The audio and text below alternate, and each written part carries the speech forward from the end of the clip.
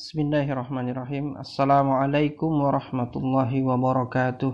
Alhamdulillahirabbil alamin wassalatu wassalamu ala asyrafil anbiya'i wal mursalin sayyidina wa maulana Muhammadin wa ala alihi wa sahbihi ajma'in. Amma ba'd. Saudaraku kaum muslimin rahimakumullah, meskipun sudah jelas dalil-dalil terkait keharaman riba, namun di masyarakat umum masih terdapat subhat-subhat, keraguan-raguan diakibatkan atau dikarenakan oleh adanya pendapat-pendapat yang membolehkan riba dengan alasan-alasan yang bermacam-macam. Terutama riba yang terjadi karena bunga bank. Pendapat-pendapat ini dihembuskan di tengah-tengah kaum muslimin sehingga menimbulkan keraguan-raguan terhadap halal atau haramnya bunga bank. Di antara pendapat-pendapat yang memberikan subhat di tengah-tengah kaum muslimin itu adalah misalnya mengatakan bahwa bunga yang riba itu adalah yang berlipat ganda saja, yang besar jumlahnya. Kalau kecil maka bukan riba. Ada lagi yang mengatakan bunga bank itu boleh karena dilegalkan oleh negara. Jadi bunga bank dari bank milik negara itu tidaklah riba. Kemudian ada juga yang mengatakan bunga bank itu boleh karena suka sama suka, saling ridho saja. Katanya kalau sudah saling ridho sah bukan? Maka orang yang mengambil bunga bank dengan saling ridho itu boleh-boleh saja. Ada lagi yang mengatakan bunga bank itu tidak riba kalau untuk usaha yang produktif, bukan untuk utang yang konsumtif. Ada lagi yang mengatakan bahwa bunga bank itu boleh karena ada manfaatnya untuk masyarakat. Juga bunga bank itu boleh karena bank adalah institusi yang membantu perekonomian bangsa. Nah, ada yang lain lagi mengatakan bunga bank itu boleh karena untuk mengimbangi inflasi. Inilah pendapat-pendapat yang membolehkan riba dengan alasan-alasan yang seperti ini. Oleh karena itulah kami akan menjawab subhat-subhat dari pernyataan atau pendapat-pendapat yang semacam ini.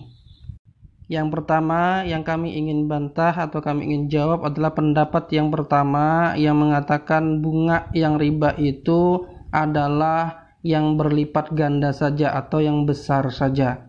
Kalau kecil bukan riba namanya.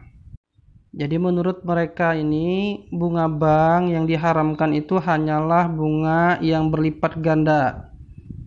Sedangkan bunga yang kecil itu tidak haram. Misalnya 1% atau 2%, ini tidak haram.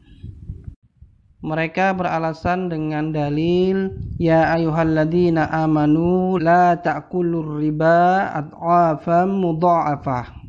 Hai orang-orang yang beriman, janganlah kamu makan riba yang berlipat ganda sebagaimana di dalam Quran surah Ali Imran ayat 130. Menurut mereka riba memang secara umum itu haram berdasarkan Quran surah Al-Baqarah ayat 275. Namun kemudian dikhususkan, ditakhsis bahwa riba yang diharamkan itu adalah riba yang berlipat ganda berdasarkan Quran surah Ali Imran ayat 130 tadi. Jadi menurut mereka riba yang tidak berlipat ganda itu hukumnya adalah boleh sebagai takhsis atau perkecualian dari keumuman riba di dalam Quran surah Al-Baqarah 275 tersebut. Itulah pendapat dan alasan mereka terkait dengan bunga yang riba itu adalah yang berlipat ganda. Sedangkan kalau kecil itu bukan riba. Pendapat ini salah dan batil. Alasannya sebab telah secara tidak sah dalam ilmu usul fiqih mengambil mafhum mukhalafah, pemahaman yang sebaliknya dari suatu ayat. Mengapa tidak sah? Karena bertentangan dengan nas atau ayat dan hadis yang lainnya. Nas yang dimaksud adalah nas yang mengharamkan riba secara umum, yaitu riba baik sedikit maupun banyak itu haram. Quran surah Al-Baqarah ayat 275.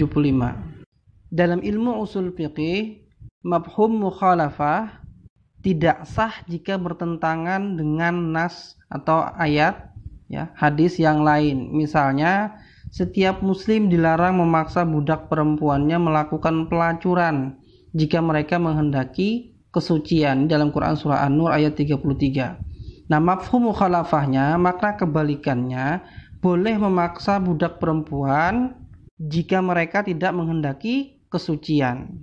Ini mafhum mukhalafah yang batil, yang tidak sah dan tidak boleh diamalkan karena bertentangan dengan nas umum yang mengharamkan zina, baik pelaku zinanya menghendaki kesucian ataupun tidak. Lihat Quran surah Al-Isra ayat 32.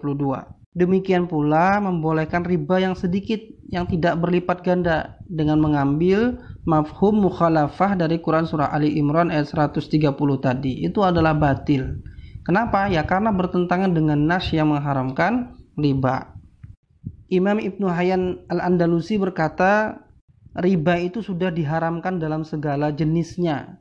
Maka dari itu, hal yang terdapat dalam ayat tersebut, yaitu dalam Quran surah Ali Imran 130, riba yang ad'afan mudha'afah tadi, tidak dapat diambil mafhum mukhalafahnya dan tidak dapat pula menjadi qaid atau batasan dalam larangan riba.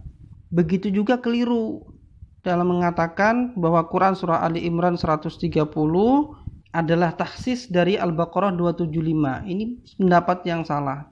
Karena tidak benar bahwa Quran surah Ali Imran 130 itu adalah dalil taksis, pengecualian dari keumuman riba. Sebab dalam ilmu usul fikih, dalil taksis itu haruslah datang belakangan, mutaakhir. Sedangkan dalil umum itu datang lebih dulu, mutaqaddim. Atau kalaupun turun lebih dulu, maka seharusnya bersambung muttasil dalam satu rangkaian ayat dengan dalil umumnya. Nah, dengan demikian seharusnya Quran surah Al-Baqarah 275 itu turun lebih dulu, baru kemudian turun Quran surah Ali Imran 130. Faktanya tidak demikian. Karena Quran surah Ali Imran 130 itu turun lebih dulu, baru kemudian turun Quran surah Al-Baqarah 275. Sehingga tidak bisa dikatakan bahwa Quran surah Ali Imran 130 itu adalah mentahsis dari Quran surah Al-Baqarah 275. Kesimpulannya, bunga yang riba itu adalah yang berlipat ganda atau yang besar. Sedangkan kalau kecil bukan riba, ini adalah pendapat yang batil, bertentangan dengan dalil dan ilmu. Demikian penjelasan kami terkait dengan pendapat yang pertama ini. Lalu bagaimana dengan pendapat yang lainnya? Insya Allah akan kita bahas dalam pertemuan selanjutnya. Hadanallahu wa iyyakum ajmain. Assalamualaikum warahmatullahi wabarakatuh.